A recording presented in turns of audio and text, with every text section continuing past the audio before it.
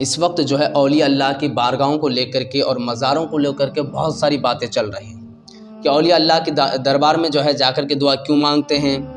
اگر اللہ ہر جگہ سنتا ہے تو پھر درگاہ پر جانے کی ضرورت کیا ہے؟ درگاہ میں کیوں جاتے ہیں؟ وہاں جانے کی ضرورت کیا ہے اللہ جب ہر جگہ سنتا ہے؟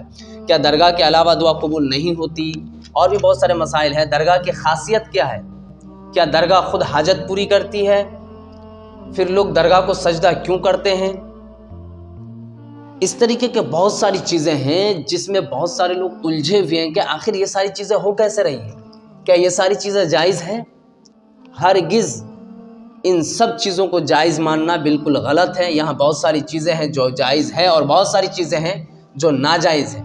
جو جائز ہے میں اس کی بھی وضاحت کروں گا قرآن و حدیث کی روشنی میں، اور جو ناجائز ہے اس کو بھی بتانے کی کوشش کریں گے۔ اسی پر آج تفصیلی گفتگو ہوگی کہ جائز ہے یا ناجائز ہے۔ اس میں بہت سارے لوگ الجھے ہوئے ہیں کہ لوگ جو ہے مزاروں پر جاتے ہیں سجدہ کرنے لگتے ہیں، لوگ جو ہے مزاروں پر جا کر کے ہی دعا مانگتے ہیں، کیا دوسری جگہ جو ہے اللہ تعالیٰ دعا کو قبول نہیں فرماتا؟ بہت ساری چیزیں، بہت سارے معاملات ہیں، لوگ الجھے ہوئے ہیں۔ بہت سارے جوانوں کو میں دیکھ رہا ہوں کہ یہ ساری چیزوں سے الجھے ہوئے ہیں، وہ ان ایک دو چیزوں کے چکر میں بہت ساری چیزوں سے انکار کر دیتے ہیں۔ اس لیے سب سے پہلی چیز ہم سب سے پہلے دیکھیں گے کہ اللہ کے دربار میں جا کر دعا کیوں مانگتے ہیں۔ ٹھیک ہے، موضوع ہے اولیاء اللہ کے دربار میں جا کر کے دعا کیوں مانگتے ہیں۔ اس موضوع پر ساری چیزیں آ جائیں گی۔ اہل سنت کا عقیدہ ہے کہ دعا سننے والا صرف اللہ ہے، ہر جگہ اور ہر حال میں سنتا ہے۔ ہماری بنیاد یہ ہے کہ درگاہ واجب جگہ نہیں، درگاہ شرط قبولیت نہیں، درگاہ اللہ کا بدل نہیں، بلکہ وسیلہ اور کیفیت قلب کا مقام ہے۔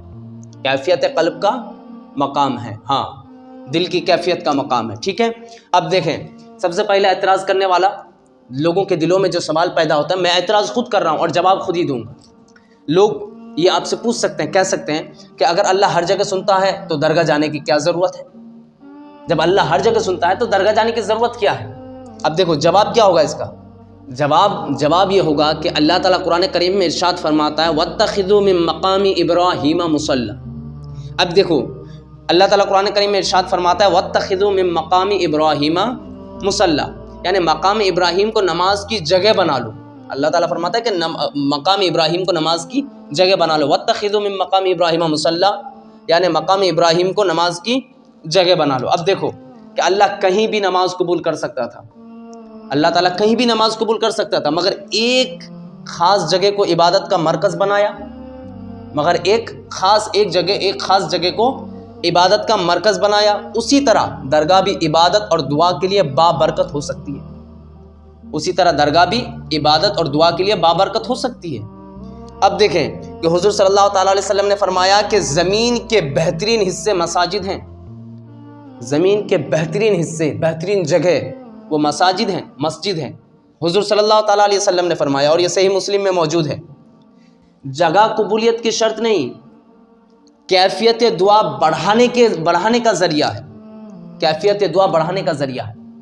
اب دیکھو کہ انسان ہر جگہ دعا مانگ سکتا ہے، لیکن دل میں جو کیفیت طاری ہو دعا مانگنے کی، جو جذبہ پیدا ہو، جو دل لگے۔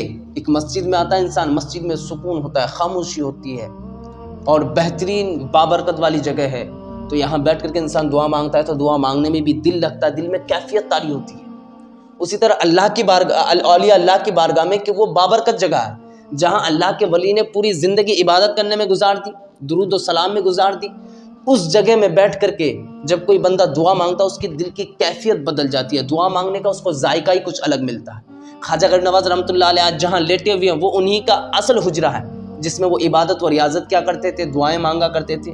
ان کا اصل حجرے میں آج وہ لیٹے ہوئے ہیں۔ اب کوئی جا کر کے اس جگہ دعا مانگے تو ان کی کیفیت بدل جاتی ہے، دعا مانگنے کا انداز ہی الگ بن جاتا ہے انسان کا، اسی وجہ سے جا کر کے دعا مانگتے ہیں۔ تو جگہ جو ہے قبولیت کی شرط نہیں بلکہ کیفیت دعا بڑھانے کا ذریعہ ہے۔ کیفیت دعا کے لیے اپنے آپ کو ابھارنے کا ایک ذریعہ ہے، ہاں، ابھارنے کا، دل کو جو ہے ابھارنے کا دعا کے لیے ایک محض ذریعہ ہے۔ اب دیکھو پھر کوئی اعتراض کر سکتا ہے کہ کیا درگاہ کے علاوہ دعا قبول نہیں ہوتی؟ کیا دعا صرف درگاہ میں ہی قبول ہوتی ہے، درگاہ کے علاوہ قبول نہیں ہوتی؟ دعا درگاہ کے علاوہ بھی قبول ہوتی ہے، اس میں کوئی اعتراض نہیں کر سکتا کہ قبول نہیں ہوتی ہے۔ قبول ہوتی ہے، صرف درگاہ میں نہیں، ہر جگہ دعا قبول ہوتی ہے، اور میرا رب تو قادر مطلق ہے، ہر جگہ سن سکتا ہے بندے کی دعا کو، بندے کی فریاد کو، جہاں سے بندہ فریاد کرے۔ لیکن جواب دیکھو دعا ہر جگہ قبول ہوتی ہے، دعا ہر جگہ قبول ہوتی ہے، مگر اللہ نے کچھ مقامات کو رحمت کا مرکز بنایا، اللہ نے کچھ مقامات کو جو ہے رحمت کا مرکز بنایا ہے۔ اللہ نے قرآن کریم میں فرمایا فیہ آیاتم بیناتم مقام ابراہیم، یعنی اللہ نے بعض جگہوں کو نشانی اور برکت والا مقام بنایا، بعض جگہ کو اللہ نے نشانی اور برکت والا مقام بنایا۔ اسی طرح اولیاء کی درگاہیں بھی اللہ کی رحمت کی یاد دہانی ہے، اسی طرح اولیاء اللہ کی درگاہیں بھی اللہ کی رحمت کی یاد دہانی ہے۔ اس طریقے سے لوگوں کے دماغ میں سوال پیدا ہوتا رہتا ہے، اب کیا درگاہ کی خاصیت کیا ہے؟ کوئی پوچھ سکتا ہے درگاہ کی کیا خاصیت ہے، کیوں جائیں وہاں ہم، درگاہ کی کیا خاصیت ہے؟ جواب دیکھو کہ صالحین کے مقامات پر رحمت کا نزول ہوتا ہے، یہ سب کو معلوم ہے، صالحین کے مقامات پر رحمت کا نزول ہوتا ہے، اور اللہ تعالیٰ قرآن کریم میں فرماتا ہے الا ان اولیاء اللہ لا خوف علیہم ولا هم يحزنون، قرآن کریم میں ارشاد فرماتا ہے اللہ تعالیٰ جو جگہ اللہ کے ولی سے نسبت رکھتی ہو، جو جگہ اللہ کے ولی سے نسبت رکھتی ہو وہ رحمت کا مقام بنتی ہے، جو جگہ اللہ کے ولی سے نسبت رکھتی ہو وہ رحمت کا مقام بنتی ہے۔ اور رہا وسیلہ مانگنا، وسیلہ لینا، تو یہ تو قرآن اور حدیث دونوں سے ثابت ہے۔ تو اللہ تعالیٰ قرآن کریم میں ارشاد فرماتا ہے یا ایھا الذین آمنوا اتقوا اللہ وابتغوا الیہ الوسیلہ، وابتغوا الیہ وسیلہ۔ قرآن کریم میں جو میں آیت پڑھ رہا ہوں اس میں زبر زیر لگا ہوا نہیں ہے، جو میں پڑھ رہا ہوں، ہو سکتا ہے زبر زیر میں اگر مسٹیک ہو، لغزش ہو جائے تو معافی کا طلبگار ہوں، اس لیے کہ میں جو قرآن کی آیت پڑھ رہا ہوں اس میں زبر زیر نہیں ہے، عبارت خود لگا رہا ہوں، ٹھیک ہے؟ ہو سکتا ہے مسٹیک لکھنے کی وجہ سے، کاپی میں لکھنا پڑا ہے مجھے آیتیں، کیونکہ مجھے قرآن کی آیتیں یاد نہیں۔ قرآن کریم میں اللہ تعالیٰ فرماتا ہے یا ایھا الذین آمنوا اتقوا اللہ وابتغوا الیہ وسیلہ۔ اب دیکھو ترجمہ دیکھو، اللہ تک پہنچنے کے لیے وسیلہ تلاش کرو۔ اللہ تعالیٰ قرآن کریم میں ارشاد فرماتا ہے کہ اللہ سے پہنچنے کے لیے، اللہ تک پہنچنے کے لیے وسیلہ تلاش کرو، اللہ تک پہنچنے کے لیے وسیلہ تلاش کرو۔ اور درگاہ پر جا کر لوگ کہتے ہیں یا اللہ اپنے ولی کے صدقے ہماری دعا قبول فرما، درگاہ میں جا کر کے لوگ کہتے ہیں یا اللہ اپنے ولی کے صدقے ہماری دعاؤں کو قبول فرما، یہی قرآنی وسیلہ ہے، یہی قرآنی وسیلہ ہے، جو قرآن وسیلہ تلاش کرنے کے لیے کہہ رہا ہے یہی قرآنی وسیلہ ہے۔ اور نبی کریم صلی اللہ تعالیٰ علیہ وسلم کا وسیلہ یہ حدیث سے ثابت ہے، نبی کریم صلی اللہ تعالیٰ علیہ وسلم کو وسیلہ بنانا یہ حدیث سے ثابت ہے۔ ایک نابینا صحابی نے دعا کی کہ اللہ میں تیرے نبی محمد صلی اللہ تعالیٰ علیہ وسلم کے وسیلے سے مانگتا ہوں، ان کے واسطے سے مانگتا ہوں۔ جب یہ دعا مانگی تو اللہ تبارک و تعالیٰ نے ان کی بینائی کو واپس لوٹا دی، اور یہ ترمذی اور نسائی میں موجود ہے، یہ ترمذی اور نسائی میں موجود ہے، دونوں حدیث کی کتاب۔ تو اللہ نے اس کی بینائی واپس کر دی۔ اگر نبی کا وسیلہ جائز ہے، اللہ تعالیٰ نے اس کی بینائی کو واپس کر دی، نبی کے وسیلے سے، نبی کے صدقے سے دعا مانگی تو اللہ نے ان کی بینائی کو لوٹا دی۔ جب نبی کا وسیلہ جائز ہے تو ولی کا وسیلہ بھی جائز ہے، نبی کا وسیلہ جائز ہے نا، وسیلے کا معاملہ تھا نا، نبی کا وسیلہ جائز تو ولی کا وسیلہ بھی جائز ہے۔ اب معاملہ آ جاتا ہے کہ قبر پر جانا، صالحین کے قبر پر حاضری دینا یہ صحابہ کی سنت ہے، قبر میں جانا، کسی بزرگ کی، نیک لوگوں کی قبر پہ جانا یہ صحابہ کی سنت ہے۔ حضرت ابن عمر نبی کریم صلی اللہ تعالیٰ علیہ وسلم کے قبر پر آ کر سلام کرتے تھے، اور یہ بہقی میں موجود ہے، نبی کریم صلی اللہ تعالیٰ علیہ وسلم کے قبر میں آ کر کے سلام کرتے تھے، قبر پر آ کر سلام کرتے تھے، اور یہ بہقی میں موجود ہے۔ اس سے ثابت ہوا کہ قبر پر جانا جائز ہے، اس سے ثابت ہوا کہ قبر پر جانا جائز ہے۔ اور حضور علیہ السلام کی وہ حدیث جو حضرت عائشہ رضی اللہ تعالیٰ عنہ فرماتی ہے کہ حضور صلی اللہ تعالیٰ علیہ وسلم جو ہے جنت البقیع میں جا کر کے اپنی امت کے لیے دعا مانگ رہے تھے، تو وہاں سے بھی حضور سے بھی تو ثابت ہو رہا ہے کہ قبر پر جانا جو ہے جائز ہے۔ اپنی امت کی بخشش کے لیے دعا مانگنے کے لیے گئے تھے نا آپ صلی اللہ تعالیٰ علیہ وسلم رات میں، تو وہ ہے۔ مگر یہ کیا ایک بات یاد رہے، مگر قبر سے مانگنا جائز نہیں، مانگنا اللہ ہی سے ہے۔ خاص طور پر خیال رہے کہ مانگنا اللہ ہی سے ہے، قبر سے نہیں، یہ چیز کا خاص خیال رکھنی چاہیے، اس لیے کہ لوگ قبر سے مانگتے ہیں، بہت سارے ایسے جن کو علم نہیں ہے، جو نہیں جانتے ہیں۔ یاد رہے مانگنا جو ہے وہ قبر سے نہیں ہے، اللہ سے ہی ہے۔ اب دیکھو ایک اعتراض اور ہو سکتا ہے کہ کیا درگاہ خود حاجت پوری کر سکتی ہے؟ میں کوئی چیز درگاہ سے مانگوں، کیا وہ جو درگاہ میں لیٹے ہوئے وہ خود میری چیز، میری کوئی مراد ہے، تمنا ہے، اس چیز کو پوری کر سکتی ہے؟ کوئی حاجت میری درگاہ خود پوری کر سکتی ہے؟ جس دربار میں گیا ہوں، جو وہاں لیٹے ہوئے ہیں، وہ میری حاجت کو پوری کر سکتے ہیں؟ تو جواب ہوگا نہیں، جواب ہوگا نہیں، وہ پوری نہیں کر سکتے۔ حاجت پوری کرنے والا صرف اللہ ہے، حاجت پوری کرنے والا صرف اللہ ہے۔ قرآن کہتا ہے وَإِن يَمْسَسْكَ اللَّهُ يَضُرًّا فَلَا كَاشِفَ لَهُ إِلَّا هُوَ۔ قرآن کہتا ہے اگر اللہ نقصان پہنچائے تو اس کے سوا کوئی دور نہیں کر سکتا، اگر اللہ نقصان پہنچائے تو اس کے سوا کوئی دور نہیں کر سکتا۔ درگاہ آپ کی حاجت کو خود پوری نہیں کر سکتا، لہٰذا درگاہ وسیلہ ہے، اللہ فعل کرنے والا ہے، کام کرنے والا اللہ ہے، درگاہ ایک محض وسیلہ ہے۔ پھر لوگ اعتراض کر سکتے ہیں، پوچھ سکتے ہیں کہ پھر لوگ درگاہ کو سجدہ کیوں کرتے ہیں؟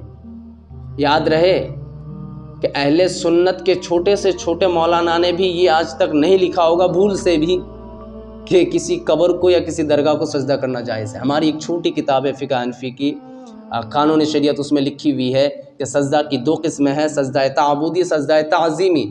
اگر کوئی کسی درگاہ کو یا قبر کو معبود سمجھ کر کے سجدہ کرے تو وہ شرک ہے، اور اگر تعظیم کی خاطر سجدہ کر لے، عزت کی خاطر، تو بھی حرام ہے۔ دونوں ہی سجدے، ایک تو شرک، ایک حرام۔ یاد رہے کسی چھوٹے سے چھوٹے مولانا نے اہل سنت کے آج تک یہ نہیں لکھا ہوگا کہ یہ جائز ہو سکتا ہے، یہ تک نہیں لکھا، ہونا تو بہت دور کی بات ہے۔ استغفر اللہ، معاذ اللہ، ایسا نہیں ہوتا۔ سجدہ صرف رب کے لیے ہے، اس کے علاوہ کسی کے لیے نہیں۔ جو مزار پر جا کر کے کرتے ہوں گے، اجہال کی کمی نہیں ہے، جاہلوں کی کمی نہیں ہے۔ آج اہل سنت پر بہت ساری چیزیں جو الزامات لگ رہے ہیں، یہ اہل سنت کی کتابوں یا علماؤں کے پاس نہیں ہے، یہ اصل میں جاہلوں کی وجہ سے، جاہل عوام کی وجہ سے یہ الزام لگتے ہیں کہ اہل سنت میں یہ چیزیں ہیں، یہ چیزیں ہیں۔ اہل سنت کی کسی کتاب میں دکھا دیں، اہل سنت کے کسی عالم کے اندر دکھا دیں، یہ نہیں ہے، یہ جاہلوں کی وجہ سے الزام لگتے ہیں۔ ٹھیک ہے، اب دیکھیں کہ پھر لوگ درگاہ کو سجدہ کیوں کرتے ہیں؟ اگر کوئی قبر کو سجدہ کرے تو یہ حرام اور ناجائز ہے۔ اہل سنت اس کی اجازت بالکل نہیں دیتا، اس کی اجازت دے ہی نہیں سکتا، اس کی اجازت اہل سنت نہیں دیتا۔ لہٰذا جو سجدہ کرتا ہے وہ غلط کرتا ہے، وہ حرام کاری کر رہا ہے، اگر تعظیم کی خاطر بھی کر رہا ہے، اور اگر معبود سمجھ کے کر رہا ہے تو وہ شرک کر رہا ہے، وہ شرک کر رہا ہے۔ لہٰذا عوام کو کہاں تک سمجھایا جائے؟ عوام سننی بھی چاہیے، عوام سنے گا تب نہ آدمی سمجھائے گا، عوام سنتی کہاں ہے کسی کی۔ لیکن یاد رہے جو عوام کرتی ہے اس کی وجہ سے کسی مسلک کو آپ برا نہیں کہہ سکتے، آپ مسلک کو برا نہیں کہہ سکتے، مسلک میں ایسا نہیں ہے۔ لوگ بہت ساری برائیاں کر رہے ہیں، کوئی شراب پیے گا تو یہ کوئی اگر اہل حدیث فرقے سے تعلق رکھے اور وہ کہے کہ میں جو ہوں، وہ جو شراب پیے تو کہیں کہ وہ اہل حدیث والے جو ہے شراب پیتے ہیں۔